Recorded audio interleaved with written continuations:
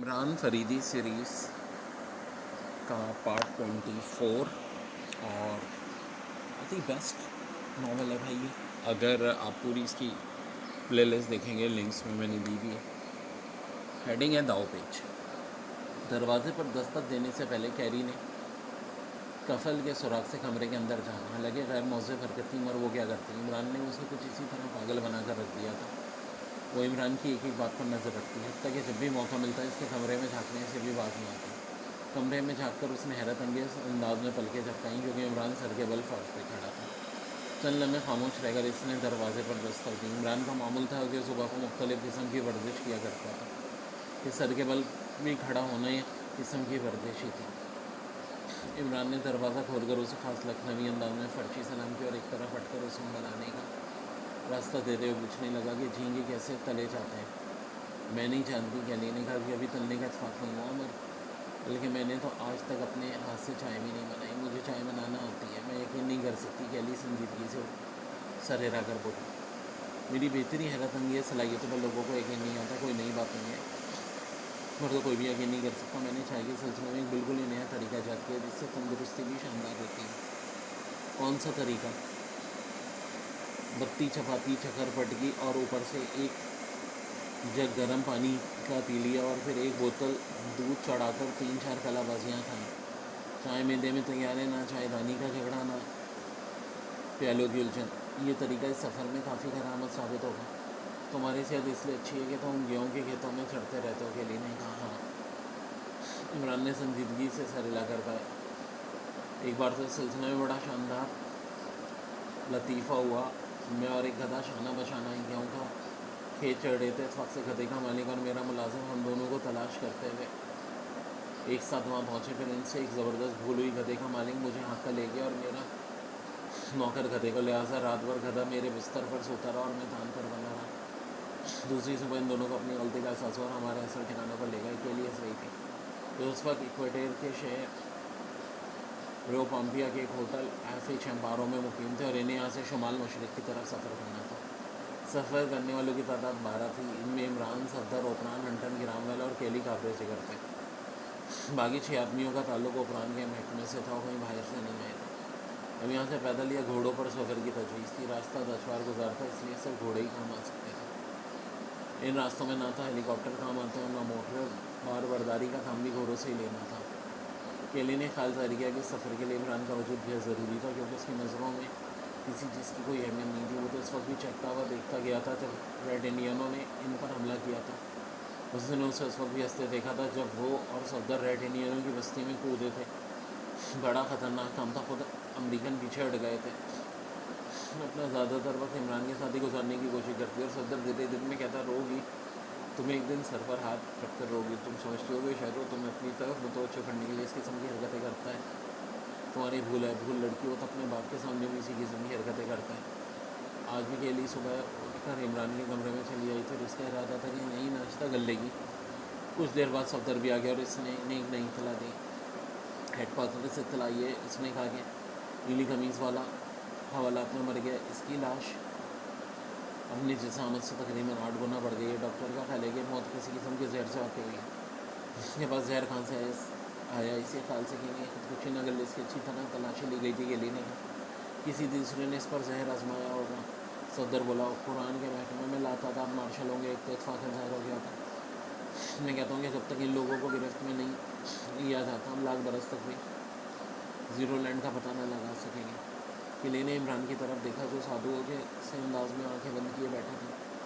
हमारी क्या राय है मिस्टर इमरान? हाँ, इमरान ने चौंक कर आंखें खोली। इन्हें ऐसे देखने लगा जैसे वो इसकी बेखबरी में घुस आई। क्या तुमने नहीं सुना? नहीं, क्या बात है? नीली कमीज़ वाला हवालात में मर गया, तब फिर मुझे इस सिलसिले में क्या करना चाहिए? इमरान के अहमकाना अंदाज में पूछा। शायद रोना चाहिए। के लिए मुस्कुरा कर कहा, तब तो मुझे अफसोस है। इमरान सर हिलाकर बोला, ये केस पेंडिंग में डालना पड़ेगा, क्योंकि फ़िलहाल मेरे पास आंसू का स्टॉक नहीं है। पिछले 5 वर्षों से मैं रोने की कोशिश कर रहा हूँ, लेकिन अभी तक कामयाबी नहीं हुई। क्यों रोना क्यों चाहते थे? मेरे वाले साहब ने अपने बाप की मौत का तज़किरा किया था। मैंने सोचा कि मुझे इस सिलसिले में 2-4 आंसू बहाना चाहिए। मैंने कोशिश की, लेकिन आधा आंसू भी ना निकला। फिर मैं मुख्तलिफ औकात में इस वाक़े को याद करके रोने की कोशिश करता रहा, लेकिन आंसू में उस पर इलेक्शन कमीशन लड़ने चले गए, इतने में राहदारी से कदमों की आवाज़ आई और दूसरे में किसी ने दरवाजे पर दस्तक दी। इजाज़त है। इमरान ने दरवाजे को घूरते हुए कहा। दरवाज़ा खुला और अपरान अंदर दाखिल हो गया। क्या तुम्हें इसकी मौत की इत्तला मिल गई है? उसने इमरान से पूछा। हाँ, इमरान ठंडी सांस लेकर भराई आवाज़ में बोला। बैठ जाइए मिस्टर ओबरान। हाँ, मुझे मनूस इत्तला अभी मिली और इससे मरने वालों का भूला हुआ चेहरा मेरी नज़रों में फिर रहा है।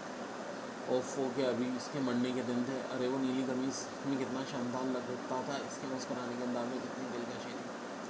अरे वो शरीफ आदमी हर एक के काम आता था। ये तुम धागे उड़ाने लगे? ओबरान ने जुगला कर कहा। क्या क्या क्या? इमरान घबराए अंदाज में बोला। क्या मैं कुछ गलत कह रहा हूँ? मेरी मम्मी ने तो कहा था किसी की मौत का खबर सुनकर इसी किस्म की गुफ्तगू किया करो। माय डियर सर, अगर इसी तरह तुम्हारी अम्मी और डैडी की याद आती रही तो तुम साथ दे चुके हमारा। मैं इन्हें कैसे बुला दूँ? इमरान दोनों हाथों से लेजर थाम कर गुलों की राम ने बोला। अच्छी बातें याद करोगे। इमरान ने झुलाया, इमरान ने कहा और कमरे से बाहर चला गया। तफतन इमरान सदर को गुस्सा देकर बोला। सब तुम्हारी वजह से हुआ है। तो मुझे अलाइ करते थे लोग, मुझे मम्मी और डैडी को भी याद करने नहीं देना के लिए इस बड़ी और सदर ने कहा। मम्मी और डैडी की तस्वीरें तो होंगी ना आपके पास? हाँ है। तो फिर याद करने की ज़रूरत नहीं है, तो पहले ही बता दिया होता। इमरान ने इस पर हाथ मारकर गुस्से में कहा। मैं खामोश और इस सिलसिले में मिस्टर ओबरान से झगड़ा कर बैठा। केली हंस पड़ी। अफसोस कि मेरी याददाश्त। इमरान ठंडी सांस लेकर बोला। तुम्हारे मम्मी और डैडी कैसे? कैली ने पूछा। अच्छे खासे बूढ़े ना हो गए होते तो और भी अच्छे होते। और तुमसे खुश रहते होंगे? हाँ बहुत खुश, मुझे देखते ही गुनगुनाने लगते हैं। अब नाश्ता भी आएगा, बातों से भीड़ बढ़ जाएगा। सदर बोर्ड पर आए। नाश्ता? इमरान ने ठंडी सांस ली और दर्दनाक आदमी बोला। शायद अब इस कमरे में ना आई क्यों? वो सुबह आया था लेकिन मुझे इबादत करते देखकर डर कर भाग गया। बर्तन देखकर जब आगा भी नहीं आया। क्या मतलब? नाश्ते का मतलब बताऊँ या बर्तन फेंकते हैं? मैंने कहा भूख लगी है मेरी, मतलब समझ में नहीं आएगा। चलो डाइनिंग हॉल में, अब इस कमरे में कोई बेटा नहीं आएगा। अगर क्यों नहीं आएगा? मुझे सर के बल खड़े देखकर कब्ज़ा हो गया था। आखिर तुम सर के बल क्यों खड़े होते? गिली ने कहा। और कोई बात सीधी था समझ में नहीं आती तो लटकर सोचने लगता है। और तुम्हें भी इस किस्म की दुश्वारी पेश है तो ये करना। सफदर उठता हुआ बोला। तो चलो डाइनिंग हॉल में ही चले। इमरान लिबास तब्दील करने के लिए डाइनिंग हॉल में चला गया और फिर जब वो लिबास तब्दील करके वापस आया तो केली ने इसके साथ जाने से इनकार कर दिया क्योंकि नीली कमीज, पतलून, सर्फ कमीज़ और सो टाइम में था। सदर ने उससे कुछ नहीं कहा जिसे केली ना समझ सकी क्योंकि उसने मदर टंग में बात की थी। वो डाइनिंग हॉल में जाने के लिए दरवाजे की तरफ मुड़ गई। वो इमरान और सदर से पहले पहुंची और एक दूध का आफ्ताबा में इस पर जा बैठी। गोशरों तना दी। थोड़ी देर बाद इमरान और सदर भी आए। इन्होंने उसे देखा लेकिन उसकी मेज़ की तरफ नहीं आई। केली ने कहा चलो खैरियत है, अपना खुद भी तमाशा बनकर रह जाती है। उनमें बैठे लोग इमरान को आँखें फाड़ कर देख रहे थे और इमरान इन सबसे लापरवाह अंदाज में सदर से गुफ्तगू कर रहा था। इन दोनों के अलावा और कोई मौजूद नहीं था। लेकिन यकवक लोगों की तवज्जो इमरान की तरफ से हट गई क्योंकि हॉल में एक दियो घुसा आया था। इसके साथ दो पस्ता का चीनी भी थे। ये दियो जितना लंबा था उतना ही मोटा भी था। लंबाई में ऊँचे से ऊँचा आदमी भी उससे कुछ दबता हुआ नजर आ रहा था। केली हैरत अंगेज अंदाज में उसे देखती रही। केली ने सोचा कि कोई मशरक़ी है लेकिन चीनी हरकत नहीं हो सकती। उसके करीबी एक मेज़ पर बैठे और देव केली को घूरता हुआ मुँह चलाने लगा। केली बुखरा कर दूसरी तरफ देखने लगी। उसने देखा कि इमरान भी देव को बहुत तवज्जो और दिलचस्पी से देख रहा है। फिर कुछ देर बाद केली ने देव के खाने का मंजर देखा और उसे चक्कर से आने लगे। उसने सोचा अगर इस दुनिया में इस किस्म के सिर्फ 1000 आदमी भी पैदा हो जाए तो बकिया लोगों को साल में कम से कम 10 दिन तो फाके करने पड़ेंगे। उसने दो मुर तना साफ़ किया और अब भेड़ की मुसल्लम रानों दे रहा था। साथ ही इन चीनियों से भी गुफ्तगू कर रहा था। गुफ्तगू चूँकि अंग्रेज़ी में कर रहा था इसलिए केली भी समझ में आ रही थी। वो कह रहा था अरे बिल्कुल जान नहीं है इस गोश्त में, मुझे आदत और भूखा रहना पड़ता है। मैं किसी दिन सबों को खा जाऊँगा। हाँ हम आपके ग़ुलाम हैं जनाब, खाइए, हमें कोई इतराज़ ना होगा। एक चीनी ने जाती है मैं हजूर याद करके बताइए हमें कहाँ जाना है। नहीं बताऊँगा, पहले तुम वादा करो। हाँ उसने कहा और हंसने लगा। वो तगड़ी सी लड़की बहुत जल्द आ जाएगी जनाब। वैली चीनी ने कहा। देव फिर केली को घूरने लगा और केली ने देखा कि इमरान उठकर उसकी तरफ आ रहा है। न जाने क्यों केली को सुलझन महसूस नहीं हुई बल्कि उतना इत्मीनान का महसूस कर रही थी। इमरान के बढ़ते बोली। देखा तुमने? हाँ। इमरान ने ठंडी सांस लेकर कहा। मैं भी ऐसे ही था मगर तफक्कुरात ने खा लिया। तुम और तफक्कुरात के लिए असर बोली। यकीन करो मैं झूठ नहीं कह रहा। मुझे सबसे बड़ी फ़िक्र इसकी अगर जहन गोल है तो चपटी क्यों नज़र आती है। बाकी बड़ा हैरानकुन बात है मगर ऐसा सोचने से टीवी हो जाता है। सुनो, इमरान आगे झुक कर बोला। पता लगाओगे सब लोग कौन है, कहाँ से आएंगे, कहाँ जाएंगे क्यों? बस में फिर भी आखिर खामों का पता लगा। मैं इस मोटे आदमी को शिकार करना चाहता था। बोला मैं नहीं समझा। देखो मैंने इतनी जोग्राफिया तो बढ़ी है कि इस सफ़र की दुश्वारियों का अंदाज़ा कर सकूँ। पहले ना बुझा साफ साफ ये आदमी मिलता है तो मुझसे बेहतर ही काम ले सकेंगे, वैसे मुझे अपनी ही तरफ का मालूम होता है।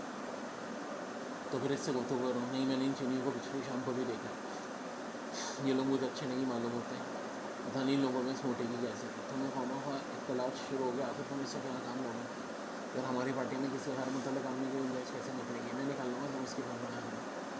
के लिए थोड़ी देर तक खामोश हुई, फिर बोली ये चीनी इसके गुलामों के संदर्भ में गुफ्तगू कर रहे हैं और उससे पूछ रहे थे कर रहे हैं कहाँ जाना चाहिए। वो इमरान सीटी बनाने के अंदाज में सिकुड़ कर बोला, वैसे आपने शक्ल से बिल्कुल गावी खाने होता है, इसे काबू में करने की कोशिश कर रहा। बोला ये क्या, मैं बताऊँ वाला कैसे काबू करूँगा, अच्छा कर फिर मैं ही देखूँगा।